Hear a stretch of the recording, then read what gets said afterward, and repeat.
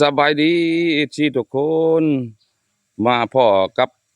ช่องอาจารย์ไอ้น้อยเกวิชัยอีกคือเก่ามื้อนี้พี่น้องมาพ่ออยู่พี่เด้อคอยสิได้มาเฮือนนั่นครอบครัวหนึ่งเนาะชื่อว่านางหงนี่แหละแต่ว่าเพิ่นก็ทุกอย่างลำบากขาดแคลนหลายอันหลายอย่างแหละเพิ่นก็แต่ว่าเบาแอน่ะสิเข้าไปสัมภาษณ์เบิ่งเพิ่นเนาะแม่นความจริงบ่และเบาแอก็สิพา FC เข้าไปเบิ่งเพิ่นถามเพิ่นเนาะเพิ่นอยู่ ไปจังใดอยู่จังใดอยู่กับไผตอนนี้เนาะครอบครัวเพิ่นก็ดีแต่ว่าเบาแอก็มาฮอดมาถึงเพื่อนเพิ่นแล้วตอนนี้แต่ยังบ่ทันได้เข้าคุมโตเพิ่นFC ทุกคนไปเบิ่งติดตามนำกันเด้อ FC เด้อไปบ่หลายยายห่างบัดนี้เนาะ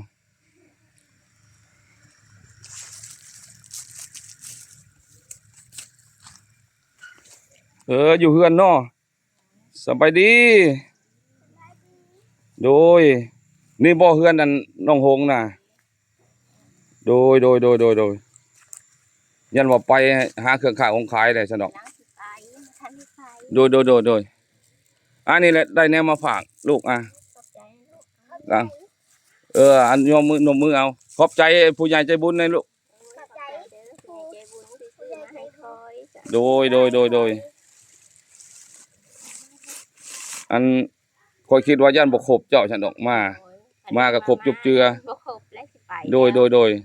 อันแต่ละมื้อมาประหาหยังหาคุดกระปูวันนี้ก็ได้10,000ก็ซื้อหมกสลีให้ลูกซะโดยอันขอจตุรุญญาตเด้อขอยอยากมาถามเจ้าว่าในเฮือนนี่พักกันอยู่กับไผแน่อยู่ในเฮือนหลังนี้มี4คนนี่นะโดยแม่แล้วก็คอยแล้วก็ลูก2คนนี่นะถือว่าอันผัวได้ซั่นน่ะผัวเจ้าผัวก็ปะกันแล้วแต่โดนแล้วโดยอันเจ้าเล่าสภาพการสู่ FC ฟังมึงดูอันกกปลายสาเหตุมันว่าปะกันผัวเจ้าป้าได้กกปลายสาเหตุว่าป้ากันแนวใดหั้นนะก่อนที่ป้ากัน ผัวบ่เฮ็ดบ่สร้างนี่แหละเนาะอันโลกาไว้4-5มื้อกับผัวนำบ่ไถให้นานะบอกเฮ้ยไถให้ข่อยน่ะว่าไถได้แม่เจ้าคันเจ้าเป็นไถก็ไถแล้วแหละผัวบอกมือเจ้าก็มีโดยแล้วอดบ่ได้กล้าจนเหลือจนเหลืองหมู่แล้วมันแล้วก็ยังบ่ได้เฮ็ดได้สร้างโตเลยโดยแล้วก็เลยจำเป็นจัดสินใจป้าโดยแนวนั้นเนาะแล้วบัดนี้แล้วก็ผัวป้าแล้วก็พากันสู่ชดอยู่กับแม่แล้วก็ลูกเนาะอยู่ในเฮือนนี่บางมื้อก็บ่มีแนวกินก็ลูกพักลูกหญ้ากินไปนั่นน่ะโดย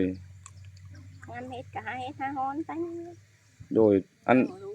ไปหาของขายแต่ละมื้อขายได้มื้อละเท่าใดบางมื้อก็บ่ได้บางมื้อก็ได้อยู่20 30โดยก็พอได้อันพอได้มาอันเลี้ยงลูกว่าซั่นๆเนาะพอได้ซื้อข้าวต้มขนมให้ลูกซื้อหมึกพริกแป้งนัวในเฮือนซ่านนี่มาพอได้อยู่ได้กินเนาะพอได้กินโดยอันแม่เจ้าได้จะไปทางใดคือบ่เห็นไปนาเพิ่นว่าสิไปหาไข่มดถือว่าเจ้าอยู่ในเฮือนนี่อันแม่ก็มีผัวบ่หรือบ่มีบ่มีเกิดมาก็บ่จักพ่อข่อยก็ดิโดยเขาเว้าแล้วก็แม่ก็บ่มีผัวบ่วันผู้ลูกสาวนี่ก็ผัวปะเนาะก็พากันใช้ชีวิตการกินอยู่ในเฮือนนี่ในวังแม่ลูกแล้วก็พากันเลี้ยงลูกเจ้านี่แล้วก็เลี้ยงแม่พร้อมเนาะอันเพิ่นปะได้จักปีแล้วผัวเจ้านะบ่แม่นฮอด5แล้วบ่โดยเพิ่นก็บ่ได้ข่าวมาหาลูกหาเต้าบ่บ่ย้อนว่าเพิ่นถามบ่ลูกก็บ่จักอีกนะลูกก็ดิโดยในนั้นบ่เอออืม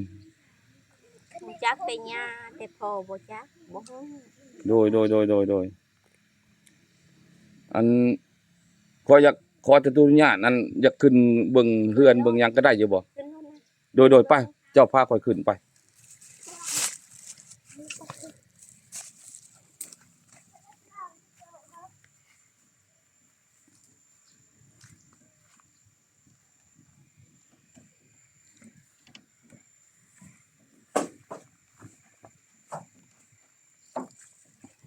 ไปอิซี่บัดนี้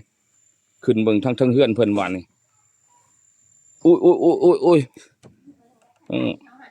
โดยมื้อหน้าก็จะโตอืมโตมื้อหน้าก็จะเกือบผูกแตกแน่ มีหยังมายุมายิอยู่นำมื้อนี้เนาะ แบบนี้แหละเฮือนก็ได้ โดยนี่แหละ FC เอ้ยเฮือนซ่านลานเป็ดเพิ่นก็ดีเนี่ยนี่นะ เครื่องของก็เป็น ตัวนี้หั่นใช้ผักกระจาดนํเนาะถือว่าผ้านะชานนั้นตอน ยางพูน ชานเนี่ยเอาไปต้องกุ้งบ่มาห้องโอ้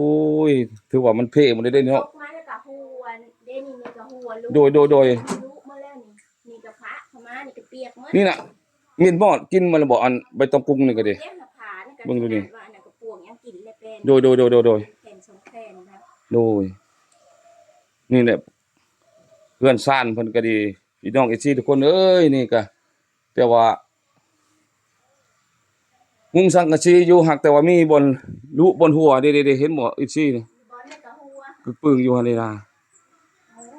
หัว โดยนี่แหละ เดี๋ยวรู้มีป้ากระดนนี่เนาะ โดยโดย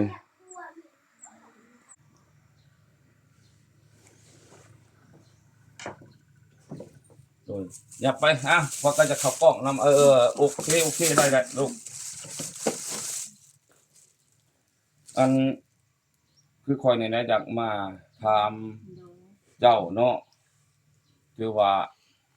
ขอตะจุดุญาตนํเจ้านั่นแหละเด้อมื้อนี้ข้อยก็ได้มาถ่ายทำของเจ้านี่ลงไปให้ FC เห็นนํทุกคนแล้วก็ให้ผู้ใหญ่ใจบุญเห็นนํบางเทื่อมันเป็นไปได้ก็เนาะบางเทื่อเพิ่นคิดใจบุญในครอบครัวเฮานี่ว่าทุกข์ยากขาดแคลนหลายก็บางเทื่อเพิ่น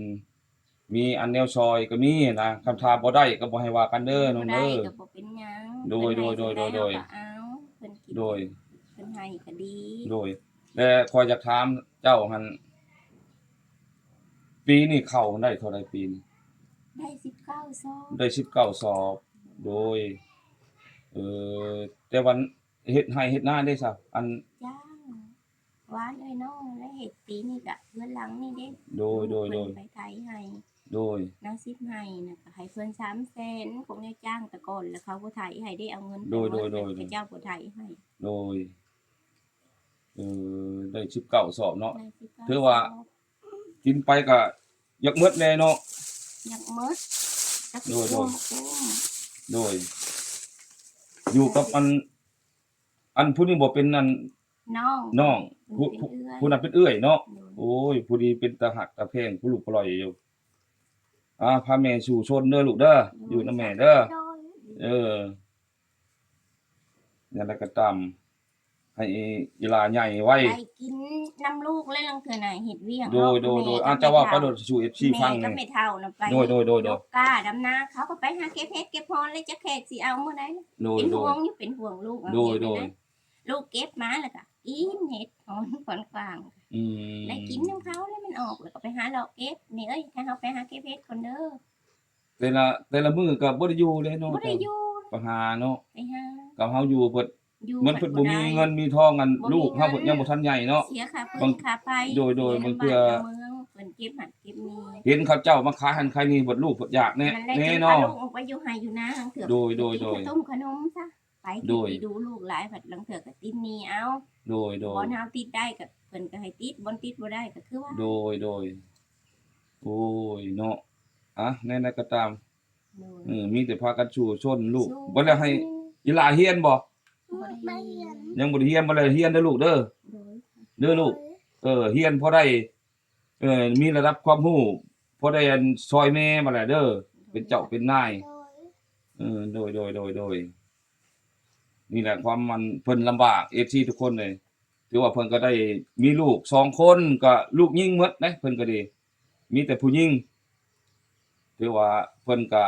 แม่ก็บ่มีครอบครัวบ่มีผัวนั่นแหละเพิ่นว่าก็แต่ว่าใหญ่มากก็บ่เห็นพ่อเพิ่นว่าจักอยู่ไสพ่อเพิ่นว่า ไม่เท่าเราสภาพไปพังว่าไม่เท่าเลี้ยงแตะเก่านะ โดย ยำน้ำหมูนึ่งให้กิน โดยไปความถูกข์เนาะ นะ โดย นี่แต่เราเอาน้ำหมูนึ่งก็จ้ำให้กินแม่ไป โดย เลี้ยงงัวเลี้ยงควายแต่เก่ามีงัวมีควายเดี๋ยวนี้มันตายห่าตอนนั้น โดย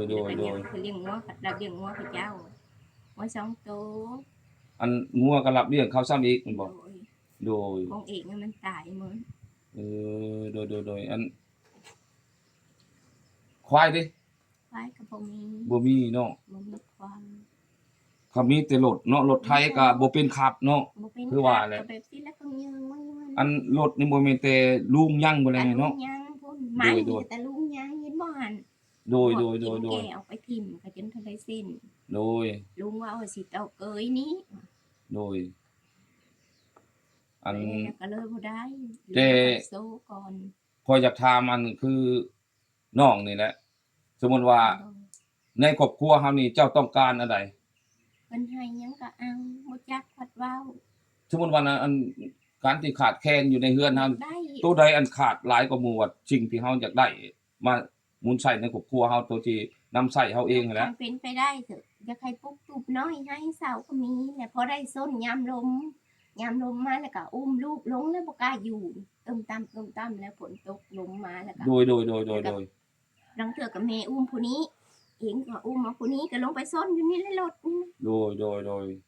อืม ลมฝนมามันก็เบียกมันลังตึกอะหุบไปหุบมาส้นไปส้นมาแถวนี้ โดยอืม บ่มีเงินคันมีเงินน่ะสิหวานเขาเจ้าปลูกให้มาเสาเก่า คือว่าตอนนี้ก็คำว่าใช้เงินคำกำแก้วนี่แห้งแล้วบ่มีในทงในไทยเนาะ บ่มี ก็มีพอได้ซื้อมักพริกเป้งนัวกินนิดหน่อยแล้วเนาะว่าซั่นแต่ว่ามักพริกเป้งนัวนี่ก็มีอยู่บ่บังขาดบ่ได้กิน มีลังเทื่อก็บ่ได้กินแป้งนัวนี่ก็ขาดก็มีอยู่ โดยขาดในช่วงเฮาเฮ็ดเวียกแล้วหาบ่ได้หาเงินมีแต่เฮ็ดเวียก โดยความที่เจ้าต้องการแห้งนั่นแม่นถือว่าอยากปลุกตูบเนาะ อยากได้ตูบน้อย ตูบน้อยลงไปอยู่พอได้ชนเนาะโดนนี่หันบางเทื่อเป็นบ่ได้ก็ทำได้ตูบแล้วบางเทื่อก็มั่งเนาะหรือว่าบ่มั่งก็บ่หันอยู่ว่าซั่นๆเนาะมันก็สิได้มั่งนั่นแหละ บัดเวลาลมลาแรงมาเนี่ยก็ มันจะคุยเนาะมันติงได้นี่เนาะ ตีนมันคุ้ยแล้วก็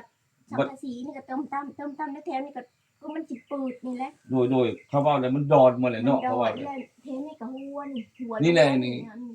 คอยเบิ่งนี่ก็ขณะลูกก็2-3บ่อนเลยสังกะสีนี่แต่ว่ามีมุงสังกะสีอยู่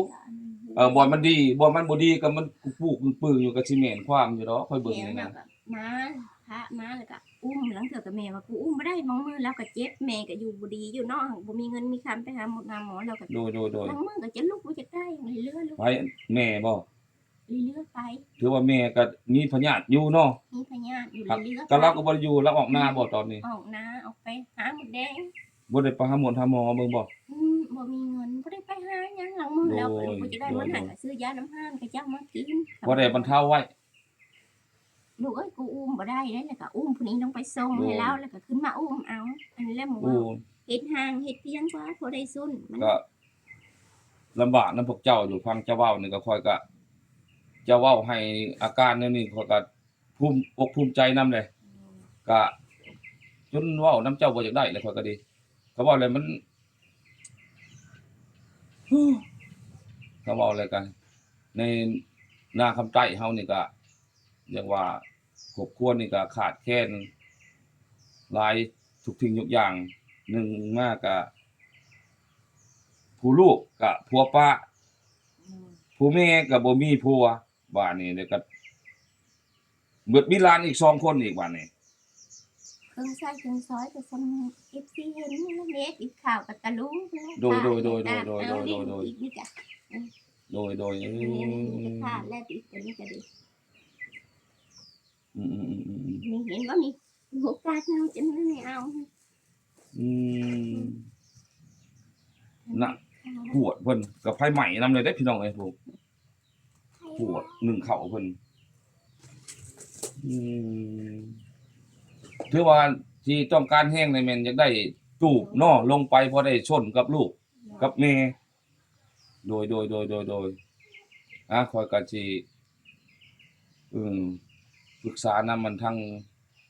เขาเบาเตียงเพิ่นเบิ่งแล้วก็ทั้งเขาเบาลี่แล้วก็เขาเบาแก้วนั่นแหละ เพิ่นให้ ยังสิเอาเขาเบาแก้วมาเบิ่งนํอีกเทื่อนึงนี่ข่อยมาทับทามเจ้านะเดี๋ยวว่ามันแม่นความจริงแท้บ่อันนี้ก็ ดีเห็นใจนำ ข่อยก็เห็นเขาเจ้าบอกข่อยอันคืนนี่ดอกข่อยว่าว่าไปหาลาวเบิ่งก่อนว่ามาให้เห็นตัวจริงหันน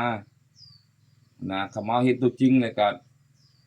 เครื่องของนี่ คือจะเว้าให้นี่แหละค่อยก็ตามใจแล้ว บ่มี โดย ถ้า โด แม่ ย น โดย ลุงหยังก็สิได้แน่เพราะว่าเพิ่นไปหารับจ้างทำงานตัดอ้อยตัดมันแล้วเราก็ อัน ไปอยู่บ่ได้อ โด ยู่ ยอันเจ้าแต่ต้องการแต่สิ่งเดียวเนาะกับทอนอยากได้ตูบเนาะอยากได้ตูบบนที่อยู่ โอ้ย แนวอื่นนี่ซั่นน่ะสมมุติว่าเป็นตาได้นะครับว่าเป็นตาได้ ได้ เทื่อ ห้องน้ำ โดยห้องน้ำเนาะห้องน้ำก็บ่มีเนาะ โดย โดยแต่น้ำใช้เด้เจ้า ได้ มีอยู่บ่ ได้แล้วเฮาทางวังเดือนหลังนี่แหละรับเงินเขาเจ้านี่มันบ่พอแล้วก็ โดยถือว่าน้ำมันมาด้านน่ะได้แล้วเนาะ แล้วหาก็ได้ปีนี้แหละแตะเก่า หรือว่าก็ได้ไปรับกู้วันเงินเขาเจ้าเนาะมาทางเนาะโดยแต่สิ่งอื่นเด้สมมุติว่าไผได้ชนะเอา ได้แล้ว ไผก็เอาเข้าตั้งแต่ลุงเอาเข้าไปเลยแม่นบ่ โดย โดยบัดนี้ในระยะที่เจ้าดำเนินอยู่นี่หั่นใช้ชีวิตอยู่ในนี่หั่นบ่มีหยังเนาะ บ่มีหาก็ได้แต่ บ่ น้ำ เขาว่าแล้วบ่มีปัญญาชอบ บ่มีหยังเลย โดยคำหาหยังมันก็พอได้แต่กุ้มเนาะกุ้มในชีวิตเฮาประจำวันซื่อๆเนาะ ถ้วยบวงก็มีแต่ลุง โดย พอ กัน ห้องก็ได้นี่ลุงดาวให้ผู้เวียดผ้าห่มเวียดบางๆนี่ โดยคำว่าเลยสืบทอดของลุงเนาะมาเนาะ ศาสตร์ก็มีศาสตร์ช่องเพน โดย สนะนี่มันมีนิ้ว โดย นิ้วแล้วเขาเจ้าหยัดเขาเจ้าหลับหยัด โดย เขาเจ้าหลับหยัดปันเพื่อเพิ่นเพื่อโตข่อยน่ะมีนิ้ว โดยบางเทื่อ บ่มีปัญญาซื้อ โดยเจ้าเว้ารถเว้าสู่ FC ฟังสมมุติว่าให้ผู้ใหญ่ใจบุญเพิ่นเห็นนำหั่นนะจนว่าเฮานี่ขาดแคลนเงินคำบ่ก็สิใช้ซอยในเฮือนก็บ่มี บ่มี อยากได้อันนั้นก็บ่มีเงิน หลังเตือนนั้นเวลาคนลงคนตายมาจนได้หารับอยู่เสียสมอง โดย กับมันบ่มี โด บั ย ดบ่มีก็บ่มี500ก็บ่มีบัดบ่มี โดยอยู่เงินก็ก่อนเฮาสิหาได้กีบ1 บาทหนึงโอ้ยบ่ได้ง่ายเด้ครับเจ้าบ่หานี่ก็บ่ได้เด้ บ่ได้คือ เขาบอกแล้วเฮามันบ่มีทุนมีฮอนไว้เนาะ ปีนี้บัดบ่มีรถไปเขาเจ้าไปขวัญมันอยากไปอยู่หมู่ว่าหมู่เพิ่นผู้มีเนาะ โดย เพิ่นว่าเฮ็ดบ่ได้ โดย สำหรับประตูข่อยว่าเฮ็ดได้ โดย เด็ดก็โอนเอาเฮาเฮ็ดได้เงินเพิ่น โดยแม่นแหละเนี่ยได้ฮับกระจู่ชนไปแหละอย่ามัน คันเห็นว่ามีรถมีรางคือหมู่สิไปอ โดยแม่นแหละก็ชะออนอยู่ชะออนหมู่หาเนาะ สออน ทางเฮามันบ่มีทางไปหาเนาะสมมุติว่าไปหาขวัญมันหมู่ก็ขี่รถเนาะ หมู่ขี่รถจักรไปคันหมู่ขี่รถไฟเฮาก็สิพอได้จ้าง โดยเขาว่ามันใกล้นำเขตบ้านนี่ใครอยู่พอได้ย่างไปเนาะอันนี้มันเบิดไกลปุ๊บ2ห้อง 12 โห โมงพุ่นแล้วจังได้ขึ้นเฮ็ดแนวนั้นเฮ็ด เขาเว้าจะบ่หาเงิน ได้เช้าหมู่เสริมหมู่ว่าบ่พอเฮ็ด โดยบ่อนหาเงินก็มันไกล ว่าพอเฮ็ดอยู่ โดย เฮาอยากได้เงินเพิ่นเนาะเฮาก็ต้องโอน โดยแม่ เพิ่ น น แห ก็ ละ ให้ลังเทื่อก็ โดย เพิ่นก็ให้ก็ย้ำเพิ่นให้ก็บ่สนใจ โดย อยากไปอะดิเดี๋ยวนี้น่ะเห็นเพิ่นไปก็เห็นมึงไปคู่มึงอยากไป โดย อักก็บ่มีรถไปแล้วก็บ่ได้ไป โดย ไปเนี่ยพอได้ใช้อยู่ อันจะไปแต่ละมื้อหาอยู่ในบ้านนี่หาหยังหาทางให้หมดบ่หรือว่า ทาง เฮ็ด ให้ จังได๋ หมดก็คุดกับปูเท่านั้นแหละ เออบางมื้อก็ไปหาขุดกระปูเนาะมาขาย บางมื้อก็ไปต่อยขมดมาขายเนาะ มื้อนี้หาแม่ว่าสิไปแย่ไข่หมดแล้วก็เองก็คันออกไปนาเขาสิคุดกับปู อันแม่น่ะออกนาน่ะมีหยังอยู่นาน่ะ ไก่ เอ สี อ โต คือว่าไก่พวกเจ้าน่ะป้าอยู่นาไก่หมูบ่ บ่มีหมู มีแต่ไก่ มีแต่ไก่ ออกไปเพื่อไก่หั่นเนาะเอออืม ออกไปแล้วก็ตั้งเลี้ยงงัวนี่แหละ โดย ปล่อยงัว โด งัวย โด ก็บ่ได้ ย ปล่อยมีแต่ผูกแล้วก็ไปน้ำงัว โด นะ ย งัวเลี้ยง อันนี้โดย เลี้ยงงัวเลี้ยงควายเลี้ยงงัวนี่แหละ โดย บอยเพิ่นบ่จักทางสิไปหายามมันเสียจักสิไปหา โดยแม่นแหละ เพิ่นรับของที่เจ้ามาเลี้ยงซ้ำมันเสียเป็นโทษเพิ่นนี่แหละหามาใช้ให้เพิ่น แม่นแหละอันมีแต่คือคอยเว้าสู่เจ้าฟังนี่แหละเนาะคือคอยก็ได้มาถ่ายรูปภาพบรรยากาศเจ้านี่แหละมาถ่ายทำเจ้าลงไปก็ได้หรือบ่ได้ก็บ่พาให้ว่ากันบางเทื่อก็ดวงเจ้ามีเนาะก็ แม่น เพิ่นซอยเฮาข้อยก็สิได้นำทุกสิ่งทุกอย่างมาให้เจ้าหมดอะนะแต่ว่า ข่อยก็มาซอยเรือแนวนี้แหละข่อยก็ดีซอยความว่าแบบมาข่อยเว้านํเจ้าหลายก็ข่อยก็ตามใจคือกันนะเพราะน้ำตาจะคุนำมันฟังเจ้าเล่าสภาพการสู่ฟังนี่ก็อืมอันนั้นก็ขาด อันนี้ก็ขาดก็มาเฮือนเนาะคือเจ้าเว้าแล้วยามลมมาก็ตึบต่ำเลย ใหญ่สุด บ่หานฮอดอยู่ เฮือนก็หักว่าคือว่านั่นแหละใหญ่ก็ เออ สังกะสีเปิดเทื่อนึงแล้วได้นี่เขาเจ้ามาเฮ็ด โดยค่อยเลียวเห็นน่ะนะเบิ่งน่ะ2-3ปองเลยน่ะคือเว้าแหละแต่ลุงยังเนาะเขาเว้าแหละลุงก็เสียไปนี่จักปีแล้วเขาว่าหลายปีแล้วได้ 10ปลายปีเลยแล้วนี่ โดยแม่นแหละ10ปลายปีแล้วบัดนี้เนี่ยเจ้าเพิ่นเป็นหลานเพิ่นมาสืบทอดของเพิ่นเดี๋ยวนี้เนาะ ลุงบ่มีเมีย โดยคำลุงกับลุงตะกงซ้ำโดย เบิ่งว่าขาแล้วก็กินหมดเลยได้2แผ่น โดย เบิ่ง โดย เหล้าใส่ข้าวน่ะก็ปวกกินหมดแล้วได้แต่บ่ได้ข้าว โดย หลายคันได้ข้าวหลายบ่มีหม้องใส่ โดยเขาว่าจะเข้าก็ได้แต่ ได้แต่ 19กระสอบปีนี้เนาะคือเว้าแหละก็สมแม่ยิ่งเฮ็ดนั่นแหละเนาะ เอาไปเฮ็ด ถือว่าอัน ทันผลเนาะภาคพอกคุยเฮาก็เพิ่นบ่มีใส่ โดยอันเวลาอันไทยก็จ้างเขาเนาะไทยให้แล้วมาดำเองบัดนี้ อืมถือว่าสู่ชนมาจนเลี้ยงลูกก็ใหญ่จำนี้อัน แต่อันผัวเจ้าป้าหันลูกยังน้อยกว่านี้แม่นบ่ น้อย โดยจักปีแล้วเพิ่นอันผู้เอื้อยนี่ ๆคุณนี่น่ะบ่ โดย 10 ผู้นี้เด้ 8 หั่นยะพ่อป้านี่จักปีเขา 5ปีได้แล้ว5 อันผู้เอื้อยบ่หา บ่แล้ว เดี๋ยวว่าป้ากันนี่เอื้อยนี่ประมาณ2ปีกว่านี่แหละ ว่าอันลูกเจ้าหั่นนะสมมุติว่าแต่มือพ่อหนีป้ากับเจ้าหั่นนะ กำลังเหียนย่าง กำลังเฮียนหย่างเลยสู่ชนมากับลูกจนลูกใหญ่ซำนี้เจ้าก็นี่เนาะความที่ทุกข์ลำบากมาเนาะหยังก็เฮาก็ย้านแต่ลูกบ่ได้อยู่ได้กินเนาะแม่นี่บางเทื่อก็สิได้ให้แต่ลูกกินนะแม่บ่ได้กินเนาะสมมุติว่า อาหารแนวแซ่บแนวเป็ดปูเป็ดปลาเนาะบางเทื่อมันได้บ่หลายโดยนั่นนี่แหละความทุกข์ยากเลี้ยงลูกเพื่อสิใหญ่มาก็บ่ได้ง่าย ถ้าลูกไปอยู่ให้อยู่นะบ่อยู่ให้อยู่นะได้เห็นหมู่กินกัดยาก โดยแม่นแหละ คิดใส่ลูกน้ำตาตกเองก็ดี โดย คิด แม่นแหละ ว่าจังมันได้ดีลูกกูนี่เลี้ยงลูกนี่จักสิหายังเลี้ยงสิให้ลูกได้กิน โดย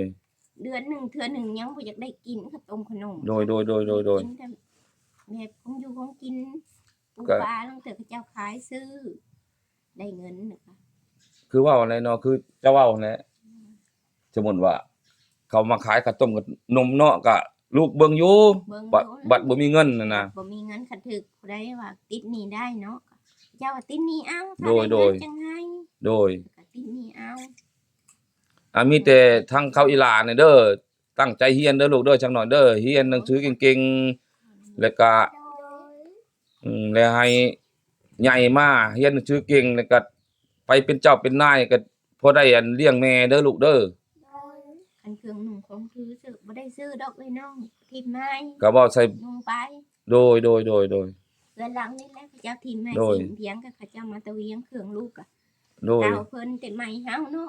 โดยแม่นแหละ บัดมือเฮามีเฮาก็จังสิซื้อเอา โดยแม่นแหละ บ่ได้นุ่งให้น้องทิ่มให้เครื่อง โดย ถือก็ คลิปนี้ก็จบเท่านี้เด้อไอ้ทุกคนเด้อ